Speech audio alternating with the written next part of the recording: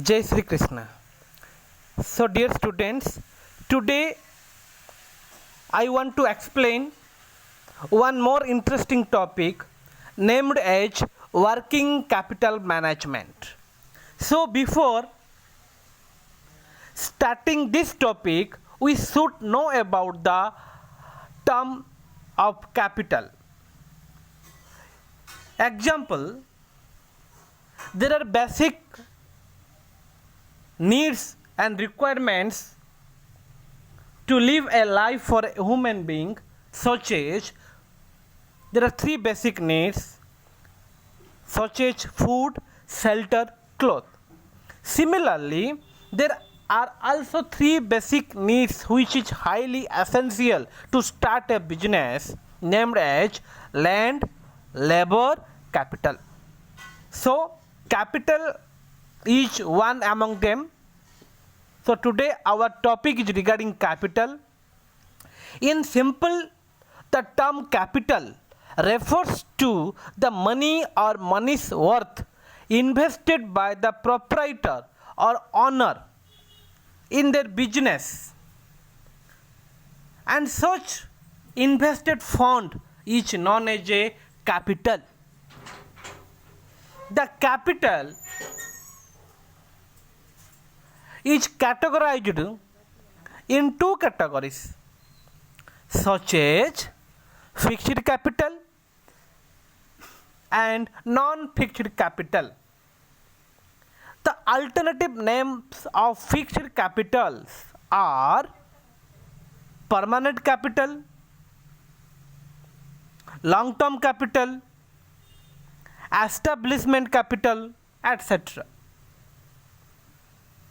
Similarly, the various alternative names of non-fixed capitals are known as working capital, short-term capital, current capital,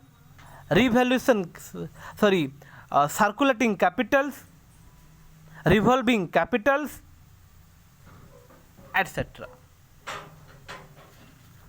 So, at first we will discuss about fixed capital. Fixed capital is those capital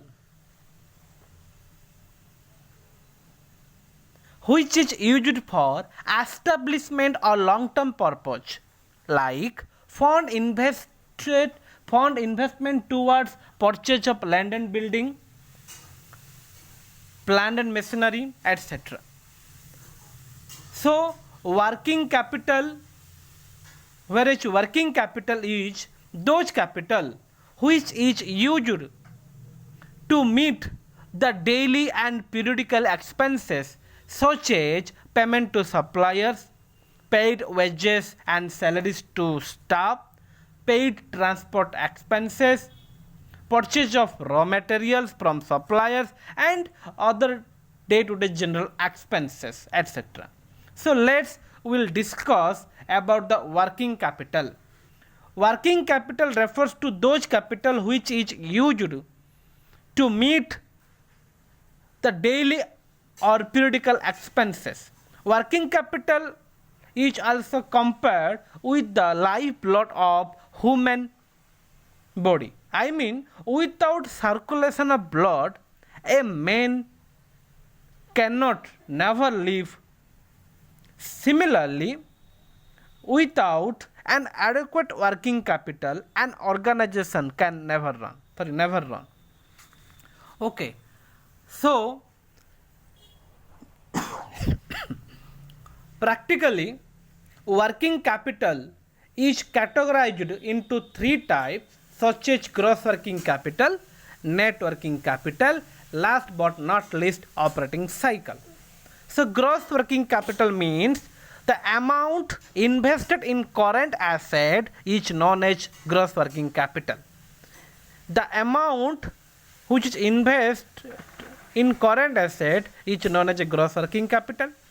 Whereas net working capital means excess of the current assets over the current liabilities is known as a net working capital, and the formula of net working capital equal to total current asset minus total current asset. Here you have to identify from the given illustration, you have to identify the current assets and current liabilities, and after that you have to put the formula of the net working capital and get the answers. The formula is total current asset minus total current liabilities. Okay, so current asset is the part of total assets. The maturity period of current asset is less than or a year, which can be easily converted into cash, such as cash in hand, cash at bank, prepaid expenses, stock. It may be stock of raw materials, stock of work in progress, stock of finished goods. Similarly, current liabilities means also part of total liabilities.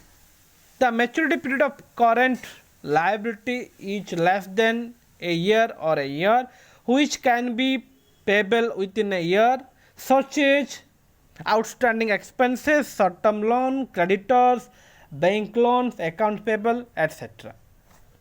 Okay, so last point is operating cycle. Last but not least, operating cycle start from procurement of raw material and ends with the finished goods. But practically the operating cycle start with cash, then procurement of raw material, then stock of raw materials, then work in progress, then stock of work in progress, then finished goods. After that, stock of finished goods, then sales, then debtors, then again cash. This is the cycle of this cycle is known as cash cycle or working capital cycle, or it may be called as operating cycle. Okay, so the cycle start from cash, then purchase of raw materials, then stock of raw materials, then work in progress, yani ki semi finished goods, then stock of work in progress, then finished goods, then stock of finished goods, then sales, then debtor. Again this cycle start from the cash. Okay, so this cycle is known as operating cycle, or you may call as operating cash cycle also. So this is the last but not least point, the operating cycle. So students, if you have any doubts regarding the concept of working capital, please you can put the question. Thank you.